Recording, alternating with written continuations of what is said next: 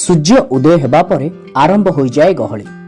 केते दूररू धाई आसंती रोगी जी भी डॉक्टर बाबूंका घर को आसंती केही केबे निराश होई फेरी नांती। डॉक्टर साहेब भी निज कर्तव्य रे केबे हेळा करंती नाही। बिना मूल्य रे निज बासभवन रे देखंती मानसिक रोगी को। एमिति कि डॉक्टर दिन 10 घंटिकारु रोगी देखा आरंभ करंती। जेतबेले जाय रोगी थिबे सेतबेले पर्यंत चली थे चिकित्सा। एमिति कि रोगी और रोगी संपर्क माने डॉक्टर नुआ नामकरण कर किए तांको कहे देवदूत तो किए कहे मानसिक रोगी विशेषज्ञ, पागल डॉक्टर, मागणा डॉक्टर एमिति अनेक किछि तांको ना रहिछि। तांको हाथ रे थाए कुहुक। तांको परामर्श अनुसार जे मेडिसिन खाए ता पागलामी छाड़ी जाइछि। चलंतु से भली व्यक्तिଙ୍କ सहित आलोचना करिबा। से आउ केहि नुहंती मानसिक रोगी डॉक्टर नीलमाधव रथ। सर, स्वार्थपर दुनिया रे आपण निस्वार्थपर भाव सेवा करछन्ती। वर्तमान समय जदि कौन साइकेट्रिस्ट डॉक्टर को गोटे रोगी देखा 500 ରୁ 5000 टंका फीस पड़ जाऊँगी, कि आपड़ केते वर्ष है एमती मागणा सेवा कर डाक्तर हेबा दिन ठारू 1980 मसीहा ठारू मेंटल हेल्थ रे पीजी करबा थु कौन रोगी ठू पैसा नहीं रोगी देखे रोगी सेवा मो कौन रूप में प्रोफेशन नुह, एटा गोटे डिवोशन। मो 4 वर्षर छुआ थिला बेले आमर गाँ पार होकर जो रास्ता घाट नथिला, नदी पार होकर हुली डंगा रे धर्मशाला जने डाक्तर जे प्रथम डाक्तर एमबीबीएस से मो जीवन बचई से आम घर पैसा नहीं नथिले। से छुआ दिन स्वप्न थिला जे मु डाक्तर टी हेबी किंतु रोगी ठू पैसा न चढ़।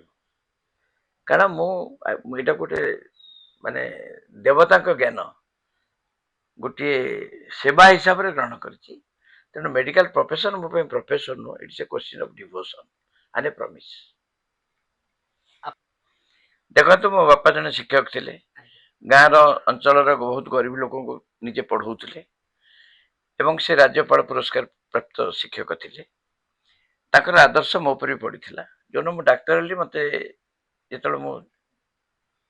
पाखु गली से मत कहले देख साधारण स्कूल टीचर टे समस्त को पाठ पढ़ाई तो डाक्तर निश्चय मो बेसी दरमा पाइबू। तोर रोगी ठू पैसा ना दरकार नहीं। सब रोगी मुह को चाहबू,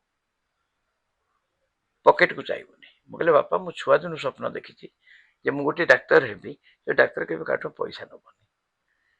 अच्छा, द्वितीय कथा हूँ आप जो कहते मुझे फ्रीली सेवा करी नुह। मु जीवन जाक स्कॉलरशिप पाई, नेशनल स्कॉलरशिप पाई, स्कॉलरशिप पाई पब्लिक स्कूल पढ़ी।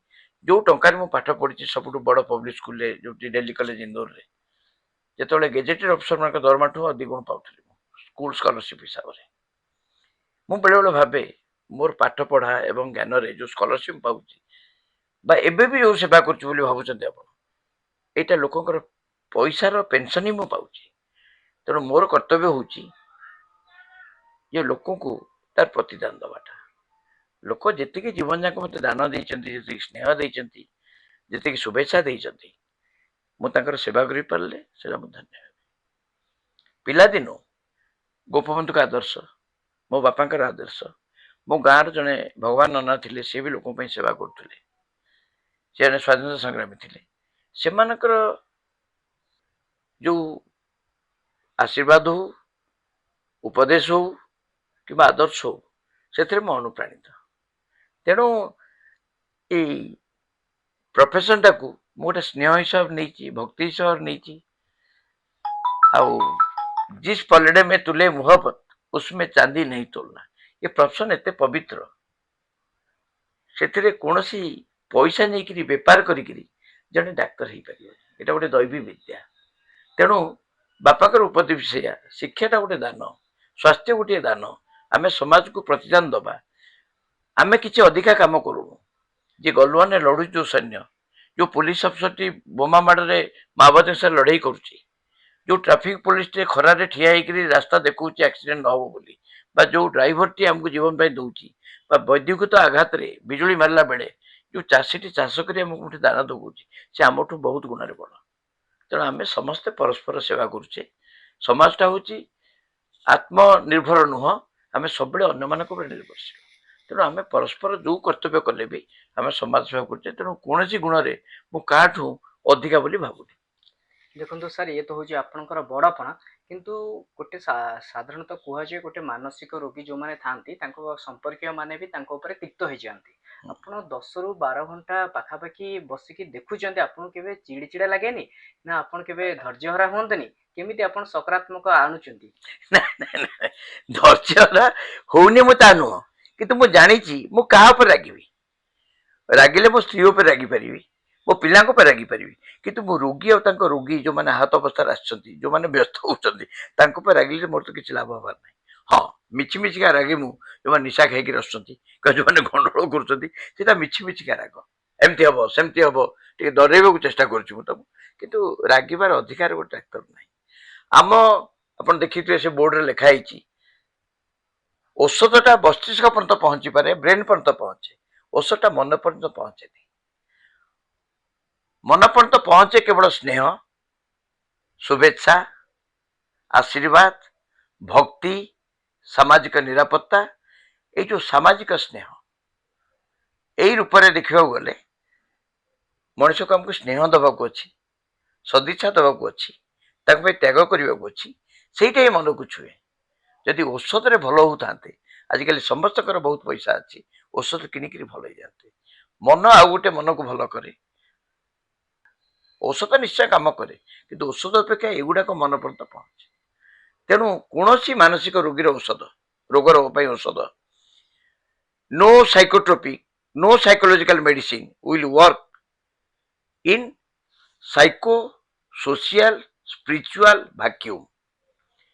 जोटी सामाजिक स्नेह निरापत्ता नहीं, जोटी पारिवारिक स्नेह एवं सौहार्द नहीं, जोटी ऐश्वरिक आध्यात्मिकवाद नहीं, सेठी मानसिक रोगर औषध काम करियो ना। ଆମେ ଆପଣଙ୍କ ବିଷୟରେ ସାର୍ ଶୁଣିଛୁ ଆପଣ ସାହିତ୍ୟ ପ୍ରତି ବି ରୁଚି ରଖନ୍ତି, ଅନେକ ଆର୍ଟିକଲ ଲେଖନ୍ତି। କେମିତି ଆପଣ ଟାଇମ ବାହାର କରୁଛନ୍ତି ଆଉ ଉର୍ଜା ଆପଣଙ୍କର ଏଇ ବୟସରେ ବି ଆସୁଛି? କେମିତି ଆପଣ ରିଟାୟାର୍ଡ ହେଇସାରିଲେଣି, ତାପରେ ଘରେ ରହୁଛନ୍ତି, ଘରର ବି ଆପଣଙ୍କର କିଛି ଦାୟିତ୍ୱ ରହୁଛି, ତା ସହିତ ବି ଆପଣ ଦିନ ସାରା ବସି ପେସେଣ୍ଟ ଦେଖୁଛନ୍ତି, କୋଉ ଭଳି ଭାବରେ ଟାଇମକୁ ମ୍ୟାନେଜମେଣ୍ଟ କରୁଛନ୍ତି ଆପଣ? ଶୁଣନ୍ତୁ ଆଜ୍ଞା, ରୋଗୀଙ୍କ ସାଙ୍ଗରେ ମୋର ସମୟ ବିତି ଯାଉଛି, जोटा मु बसिक निज रोग कि निज दुख कि निज परिवार कथा भावती मुझे भाविनी। कारण मु गछ लगाए, से गोटे मोर बड़, प्रकृति की भल पाए, से भी गोटे बड़, सुंदर सुंदर उपन्यास गप पढ़े, से भी गोटे बड़।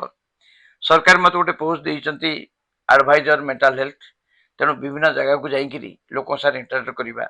मु नोडाल अफसर थी आम जो मेंटल हेल्थ प्रोग्राम, तेणु सबू जिले में केमती पहुँचब मोर आउ मु केबे भाबेनी जे मु काहाटू अपाइब अधिका करूची। गुरुजन माने बहुत देइछंती, समाज को बहुत स्नेह पाई। मो बुल्लारे सर्विस करची, फुलबाणी जंगल सर्विस करची, एबे भी बहुत दूर भी लोक मोर से परंतु आसुचंती। एथमे आसुचंती कि मु निजर भଳି ताको आत्मदार सहित ताकर सेवा करे, आ सेवा भी करेनी, कर्तव्य करे। सेवाटा भूल शब्द हबो, आमर प्रत्येक लोक पे प्रत्येक कर्तव्य अछि। डाक्टर हिसाब मोर कर्तव्य करटा मु भाबुची जे मो जीवनटा सार्थक सेति। ଆପଣ ପ୍ରତିଦିନ କେତେ ଜଣ ପେସେଣ୍ଟ ଦେଖୁଛନ୍ତି, ଆଉ ଯଦି କୌଣସି ନୂଆ ରୋଗୀ କି ଆସିବେ ଦେଖିବା ପାଇଁ, ତା ପାଇଁ କ'ଣ ବ୍ୟବସ୍ଥା ରହୁଛି? ଅଧିକାଂଶ ଲୋକ ତ ଜାଣିନାହାନ୍ତି, ଯେମିତି ପଶ୍ଚିମ ଓଡ଼ିଶା ହଉ, ଆମର ଓଡ଼ିଶାର କିଛି ଅଞ୍ଚଳ ଯୋଉମାନେ ବି ଆପଣଙ୍କ ବିଷୟରେ ଜାଣିନାହାନ୍ତି, ସେମାନେ ଆସିକି ଆପଣଙ୍କ ପାଖକୁ କେମିତି ଦେଖେଇବେ? ଶୁଣନ୍ତୁ, ବୁର୍ଲାରେ ମୁଁ 13 ବର୍ଷ ସର୍ଭିସ କରିଛି, ତେଣୁ ପଶ୍ଚିମ ଓଡ଼ିଶା, ଛତିଶଗଡ଼, ଆମର ଗ୍ୱାଲିୟର ପର୍ଯ୍ୟନ୍ତ ରୋଗୀମାନେ ଆସନ୍ତି ବୁର୍ଲାକୁ। ତାପରେ ମୁଁ ସର୍ଭିସ ଦେଇଛି ଫୁଲବାଣୀ ଜଙ୍ଗଲରେ, ଆପଣ ଇଣ୍ଟେରିୟର ପ୍ଲେସରେ, କୋରାପୁଟରେ। ତେଣୁ ସେ ଅଞ୍ଚଳର ଆଦିବାସୀ ରୋଗୀ ମାନେ ମତେ ଭଲ ପାଆନ୍ତି, ସେମାନେ ବି ଆସନ୍ତି। ଆଉ କଟକରେ ମୁଁ ବି ଶିଶୁଭବନ ଅଛି, ଛୁଆ ରୋଗୀ ମାନଙ୍କ ସହିତ ଜୀବନ କଟେଇଛି। ତେଣୁ 9 ବର୍ଷ ସେଠି ଶିଶୁଭବନ ଥିଲାବେଳେ ସେ ରୋଗୀ ମାନଙ୍କର ଲୋକମାନେ ଏବେ ବି ମୋ ପାଖକୁ ଆସୁଛନ୍ତି। ଯୋଉମାନେ ପ୍ରତିଦିନ କେତେ ଜଣ ପେସେଣ୍ଟକୁ ହାରାହାରି ଦେଖୁଛନ୍ତି? ଆଭରେଜ ମୁଁ 50 ଜଣ ପେସେଣ୍ଟକୁ ଦେଖେ। ଆଉ ସରକାର ଏଇ ଦାୟିତ୍ୱ ନେଲା ପରେ ଟ୍ରେନିଂ ଫେନିଂ ପାଇଁ बुधवार गुरुवार रखी, कि जदि मु घरे अच्छी देखे संसार की दुनिया की खाली निराशार वाली मरु मरीचिका स्नेह प्रीति कह की आशारे तथापि संसारे पर पाई मोर नरुची नीति मरुची नीति